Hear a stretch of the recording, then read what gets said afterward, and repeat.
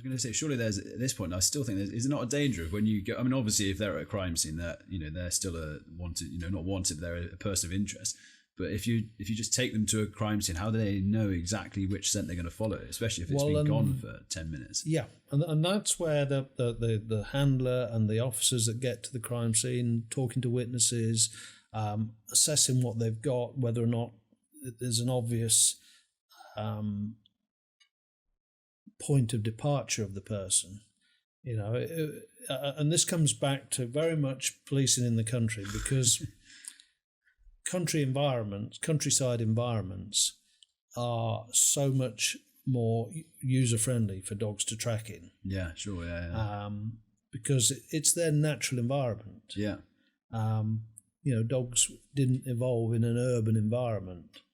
That's not to say they can't track in an urban environment, but they are at their best when they're performing in a rural environment, because the ground scent and the disturbance that they operate in is minimised. Yeah. So, if you're out in the middle of open countryside and you come across the abandoned car that has been used in a crime, normally you can work out one of two things has happened. Either they've gone out of one car into another car and left the scene in a car, in which case the dog's useless. It's not going to tell you much, apart from there's a very short track to maybe where there's another set of tyre prints. Yeah. Or the person has abandoned that car for whatever reason and made off on foot. And if that's the case, there's every likelihood the police dog will be effective in locating that person. And you've got a starting scent there as well this time. Absolutely. Yeah, it's normally a reasonably good chance that if you find an abandoned vehicle, the driver's door is a pretty good starting point. Yeah, yeah. Where it becomes complicated is that rarely is the dog handler the first person at the scene. Yeah. So, other police officers will have got there, walked around the car, started looking in the car, doing things, checked whether or not it's stolen, done a whole range of things. So when you get there as a dog handler, you need to interrogate those people at the scene, witnesses, where have you been? What have you seen? What have you done? And quite innocently, most people will say, oh, I haven't touched anything. I haven't been anywhere. Well, how do you know that it's a stolen car? How do you know? Experienced police officers will know that if it's obvious that there's nobody in the car, they stand still.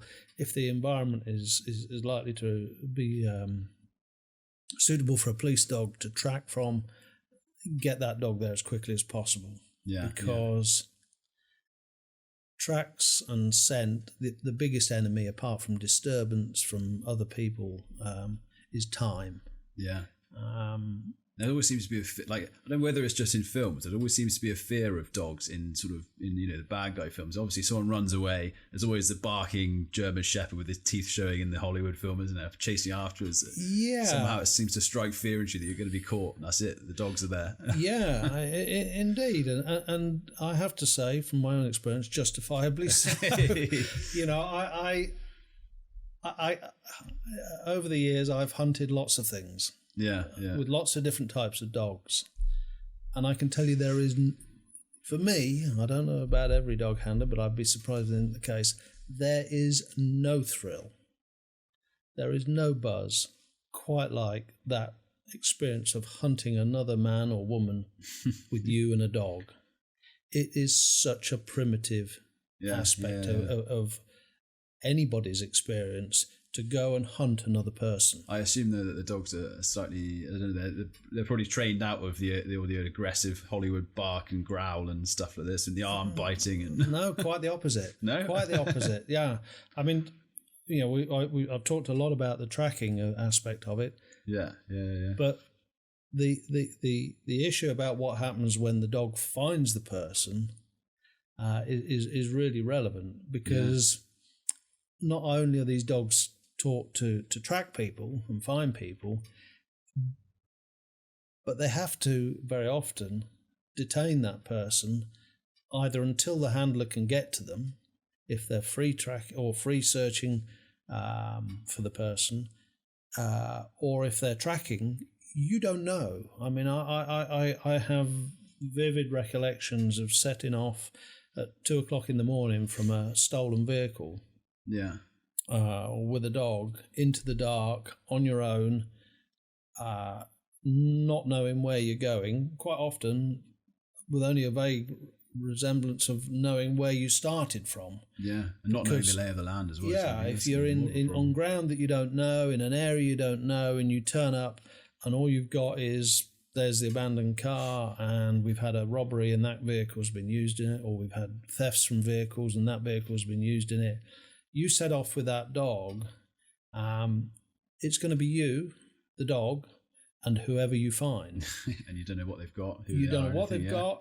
Quite often you don't know what they've done. Yeah. It's always, and this is the point which I used to try and explain when you're standing in court. With the benefit of hindsight, we may have done things differently. Yeah. But I would always want a dog that was going to not only take care of itself, but it was going to take care of me. Yeah. You're a team at the end of the day, aren't you? You are, and you're a very vulnerable team because you're on your own. Yeah.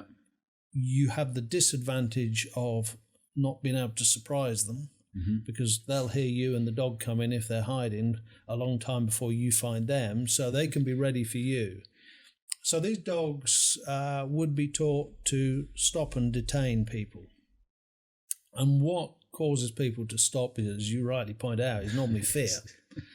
It's the fear of either being caught or being bitten. And, you know, the dogs were taught if the person was passive, so lying down, hiding in a tree or whatever it might be, to just bark at them. Yeah. The dogs were taught if they were shown any aggression at all to respond to that aggression by biting. Yeah. And the point that people, you know, they see very often the dogs which are in training that are taught to bite a sleeve, which is a padded, in effect, in the development of the dog, it's a big padded toy that dog has grown up from a small puppy playing with. It's like a sumo suit, isn't it, these sorts of things? Yeah, and eventually it becomes a big padded toy on the arm of the trainee dog, the person who's playing the role of the criminal. You've done that before. Oh yeah, many times. You must be able to feel it even through those things. I mean, and the power of the dog's bite, even in a padded sleeve, is pretty I've been impressive. bitten by a few dogs, but accidentally, not deliberately. My dogs have accidentally bitten me. They've been fighting and turned around and caught my arm instead of the other dog. And I wouldn't want one of those hanging off my arm. That's the problem. No, and the thing about it is, they're all different. We would train, not in the tracking environment, but we would train these dogs to chase and detain people. We would train them to respond to violent people by barking, trying to intimidate them to give up. But ultimately, when it comes down to it, the dog is a tool. It is a method of detaining people. And they do it best by biting them. If the person's not going to give up, the dog will react to that. And I've certainly had dogs, and they're not all like this, don't get me wrong, but I mean, some dogs do it because they were taught to do it and they just do, you know, they enjoy it. It's a big game for them. Yeah. Some dogs really get to like it. And you've only got to, as I'm sure you have, see how a dog reacts to an animal that fights back, such as, you know, a terrier that catches a rat and the rat bites the adrenaline that goes through the dog as well. The dogs react to that, and for some of them, and certainly police dogs are no exception, they get a real drive for this. And if somebody fights the dog will fight back in the only way it knows.